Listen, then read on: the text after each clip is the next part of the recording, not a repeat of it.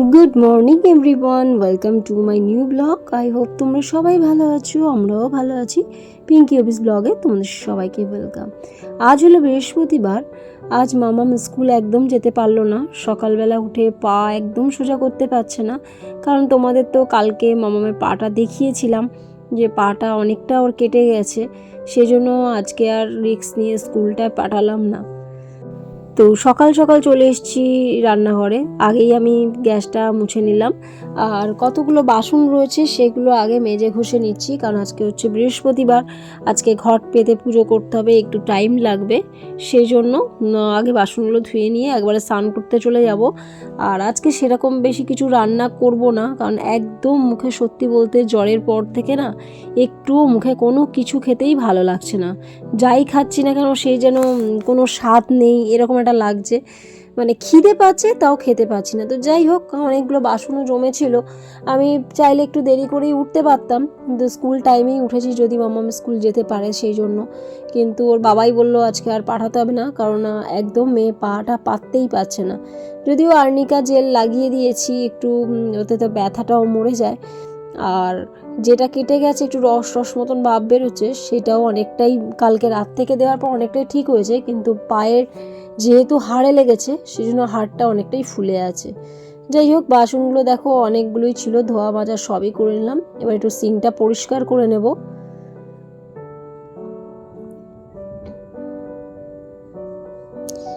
তো দেখো সিঙ্কটা ভালো করে পরিষ্কার করে নিচ্ছি, নিয়ে এখন একটু ভাত বসাবো। আজকে ইচ্ছা আছে একটু উচ্ছে আর আলু মানে ভাতে দেব, দিয়ে যদি একটু মুখে ভালো লাগে সেই জন্য সেটাই খাবো। আর রান্না আজকে সত্যি বলতে কিছু ঝামেলা নেই বলতে, কালকে চিকেনটা অনেকটাই ছিল, তো রাতেও সেইভাবে খাওয়া হয়নি। সেজন্য আজকে ওটাই দিয়েই ভাবছি চালিয়ে দেবো। রান্না করতেও ইচ্ছে একদমই করছে না। তো দেখো আমি চাল আলু সব ধুয়ে নিচ্ছি, নিয়ে এটাই বসিয়ে দেবো। ভাত একদম একটুখানি বসাচ্ছি মামাম আর আমার জন্য, কারণ ওবি সকালবেলা খেয়ে গেছে, আরও দুপুরবেলা আজকে খাবে না, কারণ যেহেতু আমি মেয়ে স্কুলে যাইনি ওকে, ওই জন্য খাবারটা আজকে আর বললো দিতে যেতে হবে না। আর যাই হোক, তো ভাতটা এই জন্য একটু ছোটো ডেকচি করেই বসিয়ে দিলাম। আর আমার কাশিটা না কিছুতেই যেন কমছে না, যে খুব খুব করে কেসেই যাচ্ছি, কবে কমবে কি জানি।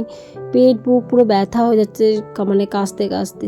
যাই হোক, ব্রেকফাস্ট নিয়ে চলে এসেছি। দেখো দুটো ব্রাউন ব্রেড নিয়েছি, দুটো এখানে কাঁঠালি কলা রয়েছে, আর এটা রয়েছে রসমালাই। এটা দিয়ে আমার পাউরুটিটা বেশ খেতে ভালোই লাগে। যাই হোক, খেয়ে একদম চলে গিয়েছিলাম স্নান করতে। আর আজ ঠাকুরের আসনটা একদম সব নামিয়ে আর কি পরিষ্কার করছি। মা লক্ষ্মীকে আমি বৃহস্পতিবার করেই নামাই, তো মা লক্ষ্মীকেও একটু জায়গাটা একটু চেঞ্জ করে দিলাম। আর ওপরে যে কাগজটা ছিল, কাগজ বলতে কাপড় পাতা ছিল, সেটাকে চেঞ্জ করে একটা কাগজ কিনলাম, জানি না ওটাকে কি বলে। মানে এটাতে আগুন লাগলেও মানে কিছু হয় না, মানে ধূপকাঠি যদি আগুনটা পড়ে তাতেও কিছু পুড়ে আর কি যায় না। তো যাই হোক, সেই জন্য ভাবলাম আজকে ঠাকুরের সিংহাসনটা আগে নামিয়ে ভালো করে পরিষ্কার করে নিই, কারণ মা লক্ষ্মীকে বৃহস্পতিবার ছাড়া তো অন্যদিন আমি পরিষ্কার করতে পারি না সেভাবে। তো দেখো ঘট পেতে দিলাম, দিয়ে এই যে এখন দীপ জ্বালিয়েছি আর এই যে ধূপকাঠি জ্বালিয়ে নিয়েছি। তো পুজোটা কমপ্লিট করে নিচ্ছি। ওদিকে মোটামুটি ভাত আমার হয়ে এসছে। মামা মামি সকালেই আজকে একসাথে স্নান করে নিয়েছি দুজনেই। তো সিংহাসনটা কেমন লাগছে সাজিয়ে তোমরা অবশ্যই কমেন্ট করো। আর সামনেই তো চলে আসে জন্মাষ্টমী, সেটাও পুজো করব। গোপাল যেহেতু আছে, এই যে আমার গোপু সোনাকেও আমি উঠিয়ে দেখো স্নান করিয়ে ওকে দোলনাতে আর কি বসিয়ে দিয়েছি। আর দেখো ঘরে এরকমভাবে আমি একটু ডেকোরেশনও করেছি। এটা আমি পুজোর সময় করে থাকি, তো এটা একটু এবার আগে ভাগেই করে নিলাম। যেহেতু আজ রান্নার ঝামেলাটা কম, মেয়ে স্কুলে যায়নি, সময় পেয়েছি, ওই জন্য সময়টাকে কাজেই লাগিয়ে দিলাম। তো কেমন লাগছে অবশ্যই জানিও তোমরা। তো এখন খেতে বসে গেছি। তো দেখো আমি আলুটা আর উচ্ছেটা মানে একটু তেল আর কাঁচা লঙ্কা একটু নুন দিয়ে মা বললো এটা মুখে খেতে হয়তো দেখ তোর ভালো লাগতে পারে, সেই জন্য আমি লঙ্কা খাই না, কিন্তু একটুখানি কাঁচা লঙ্কা মতো মানে হাফ দেব। লঙ্কাগুলো খুব বড় বড় নিয়ে এসছে আর বেশ ঝাল। তো যাই হোক, আমি তো অতটা ঝাল খেতে পারবো না, মোটামুটি মাখিয়ে নিয়েছি। একটু তেল দিয়ে দিচ্ছি এবারে।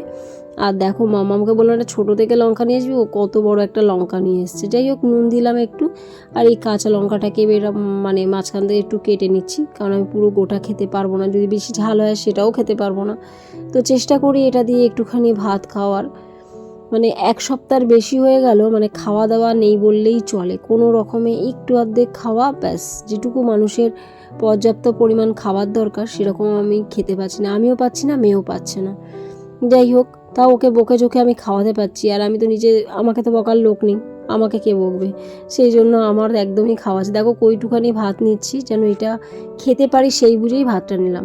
আর এই যে চিকেনটা ছিল গরম করে নিয়েছি, মামাম তো এটা একটুও খাবে না, তো আমি ওকে চিকেনটা দিয়ে খাইয়ে দিই, আর আমি এখানে একটু ওই সেদ্ধ মানে এটা মাখাটা দিয়ে ভাত খেয়ে দেখি। তো যাই হোক, এখন খাওয়া দাওয়া কমপ্লিট, এটা এখন সন্ধেবেলা, অবি এখন আসবে।